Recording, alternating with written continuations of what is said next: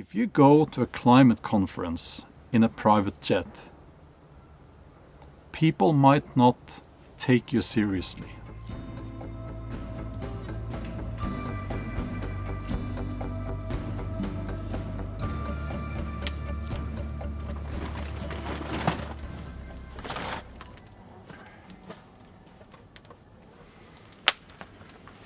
Hi there, and welcome to the Old Forest Cave, as I like to call it. It's been a while since I was here, and maybe you noticed that where I normally have my fire, I now have a board game, and I'll get back to that. But in this video I want to talk about something very close to my heart. Nature, the wilderness, the natural world. And if you have been following me for a while, you will know that I care deeply about nature. As I always say, out here is where the real world is. The real world is not in the cities, it's out here. And we need to protect the real world, the wilderness, because it is quite fragile. And from time to time we will see certain people meeting, having fancy dinners, and they will talk about the environment. And it's red alert. It's a big crisis and all that. And I've made some notes.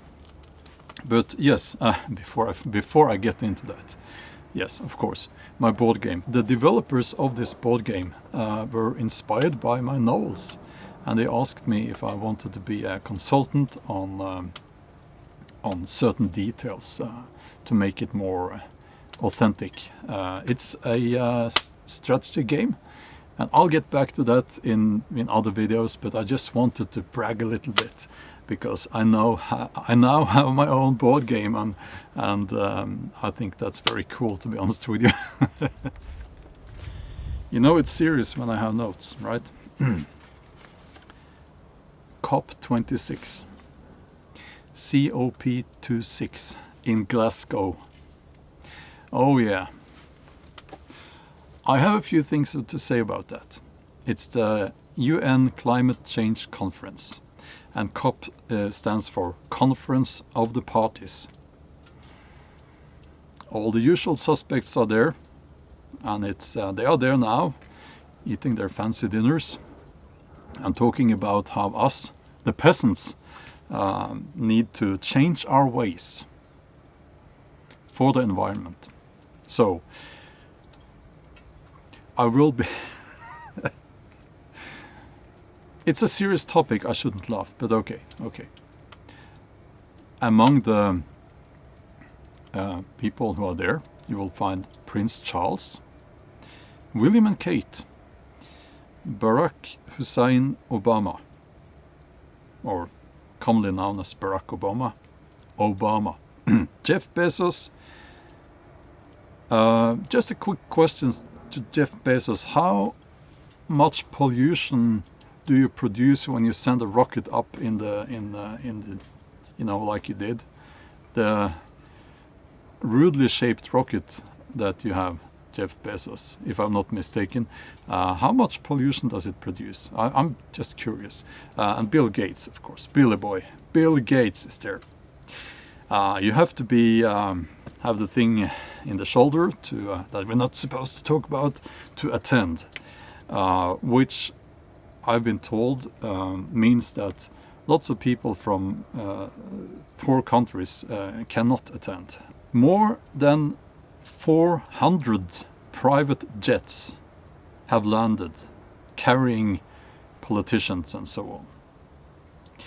That equals to 13,000 tons of CO2. That's more CO2 than what 1,600 Scots burn in a year or emit. So I have a few questions actually to these people.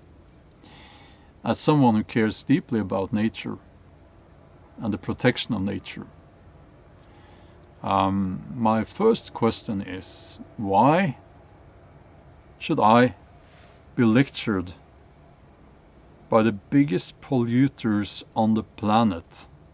Why should I listen at all to people who go there in a private jet? I mean, if they are so famous that people won't leave them alone on you know, if they travel like normal people, stay at home, use Skype or whatever. You're not that important that you have to be there, even though people like Prince William and Kate and Barack Obama and these people, Prince Charles, I'm sure that they, first of all, they are among the most spoiled people on the planet. And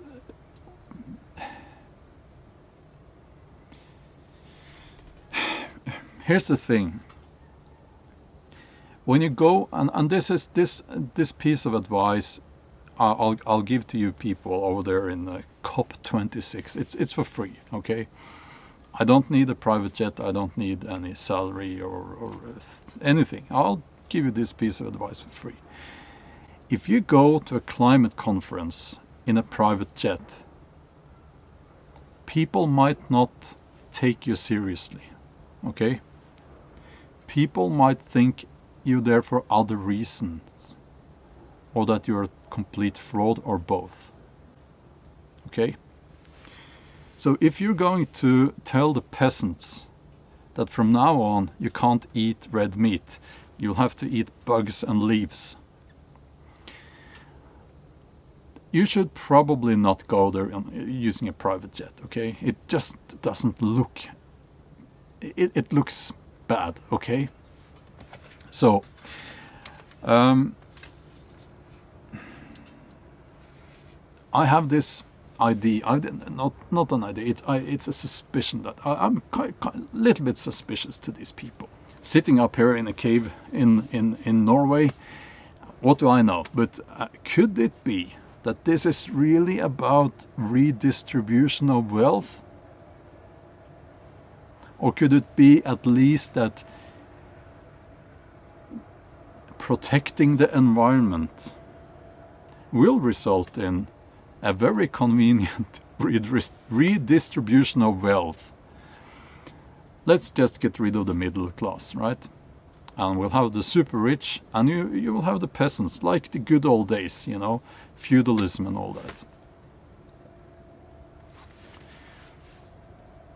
I don't think I'm very far off here. I don't think, I think maybe I'm right. What do you think? So, I won't just sit there and complain. I have some suggestions actually, because, you know, there are things we can do, there are things we should do.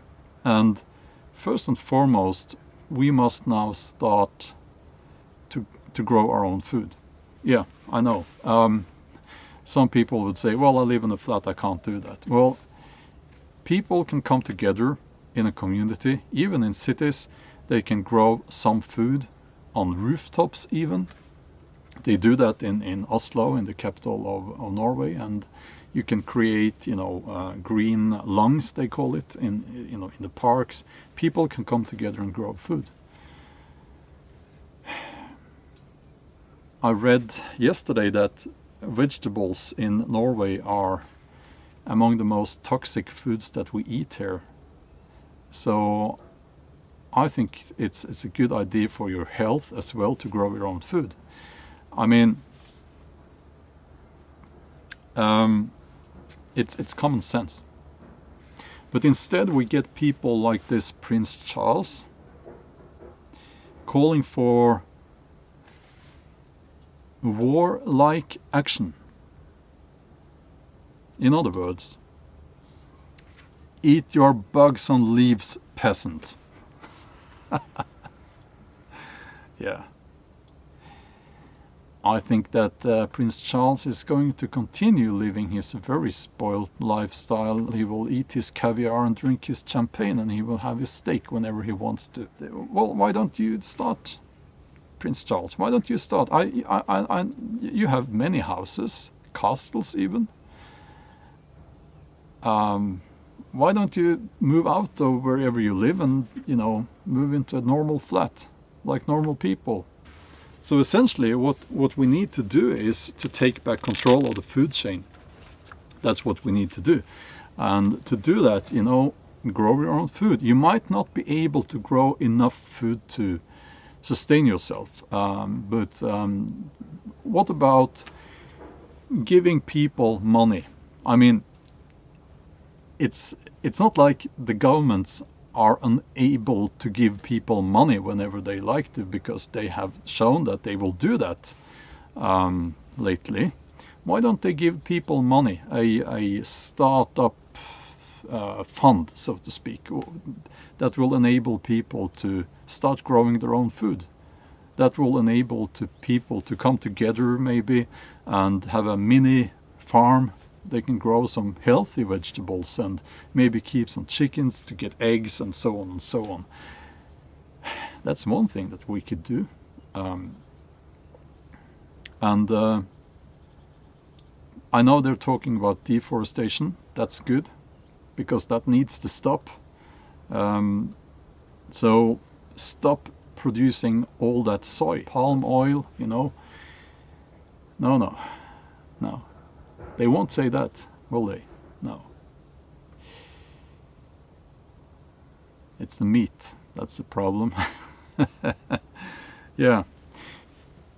So there's a lot I could say about this, It makes me frustrated to watch. I try not to watch them sitting there, because it is sickening, It's truly sickening. I will not be lectured by people like that. But anyway, that's what I had to say. Like, comment, subscribe if you want to, and I'll see you in the next one.